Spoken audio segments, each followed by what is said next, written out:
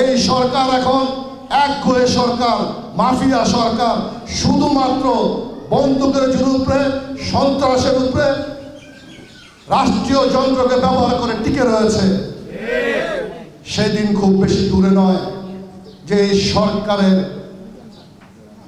পতন খুব তাড়াতাড়ি ইনশাআল্লাহ বাংলার মাটিতে হবে। আপনাদের কথা দিচ্ছি যে এই অত্যাচার নিপীড়ন আমাদের উপর হয়েছে, আপনাদের উপর হয়েছে, তার কড়ায় গণ্ডায় মাসুল তাদেরকে অবশ্যই দিতে হবে। অচিরেই বাংলাদেশে মাফিয়া সরকারকে হটিয়ে একটি গণতান্ত্রিক সরকার, একটি স্বাধীনতা সার্বভৌমত্ব যেন ফিরে আসে, সেই সরকার আপনারা যেন নির্বিঘ্নে চলাচল করতে পারেন বাংলাদেশের মানুষ, সেই সরকার যেন প্রতিষ্ঠিত হওয়ার জন্য আমরা খুব অচিরেই বাংলাদেশে এই মাফিয়া খুনিয়ে সরকারকে বাংলার মস্তক থেকে বিতাড়িত করেই বাংলাদেশে একটি স্বাধীন সার্বভৌমত্ব রাষ্ট্র হিসেবে আবারও পরিগণিত হবে ইনশাআল্লাহ।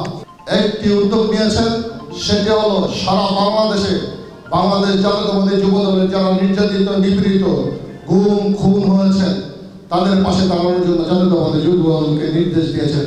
আর সেই আলোকেই আজকে আমি আমার সহযোদ্ধাদেরকে নিয়ে আপনাদের মাঝে উপস্থিত আছি।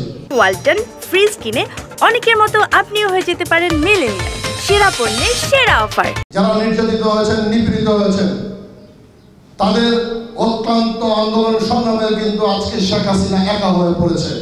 আপনাদের আন্দোলন সংগ্রামের কারণেই আজকে বাংলাদেশে এই মাফিয়া সরকার অনেকটা যায় অবস্থা। নারায়ণগঞ্জ জেলা প্রোগ্রাম সফল করতে আমাদের জীবন দিয়ে আমরা সর্বোচ্চ চেষ্টা করেছি। তার পরীক্ষার ফল হচ্ছে কি আমাদের সাহস বিগত দিনের আন্দোলনে এই স্বৈরাচারী শেখ হাসিনার আওয়ামী পুলিশের এবং ছাত্রলীগ যুবলীগের হামলায় নিহত হয়েছে। আমাদের মাহবুব ২৫০০ আন্দোলন সংগ্রামে নির্যাতিত হয়ে স্বৈরাচারী শেখ হাসিনার গুন্ডা বাহিনী দ্বারা খুন হয়েছে। আমাদের কাজী ফারুক সোনারগাঁয়ে আন্দোলন সংগ্রাম করতে গিয়ে নির্মমভাবে হত্যা হয়েছে।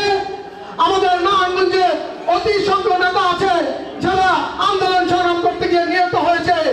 আমরা আপনাদেরকে বলতে চাই, এক শাহ নয়, এক মাহবুব নয়, এক ফারুক নয়, শত শত যুবদল নেতা প্রস্তুত আছে আন্দোলন করে।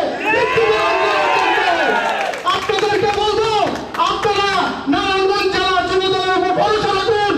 অতীতের মতো যেভাবে আন্দোলন করে আমরা দেখিয়ে দিয়েছি, ইনশাআল্লাহ এই স্বৈরাচারী শেখ হাসিনার পতনের জন্য নারায়ণগঞ্জ জেলা যুবদল প্রস্তুত আছে। অনেক গুণে বেশি আমাদের অনেক নেতা নির্যাতিত হয়েছে। আমাদের নারায়ণগঞ্জে সারা বাংলাদেশের সবচেয়ে বেশি মামলা জর্জরিত। এখানে যারা উপস্থিত আছেন, যারা জেল কেটেছেন, তার চেয়ে বেশি মামলা জর্জরিত আছে অনেকে উপস্থিত এখানে হইতে পারে নাই। প্রিয় ভাইয়েরা আমার, আপনারা জানেন কেন্দ্রীয় যখন যে নির্দেশনা দেন, নারায়ণগঞ্জ জেলা যুবদল সর্বাত্মক চেষ্টা করে নিজের জীবন দিয়ে হলে আমরা সেই কেন্দ্রীয় কর্মসূচি পালন করেছি। ইতিমধ্যে আমরা সেটা প্রমাণ করেছি।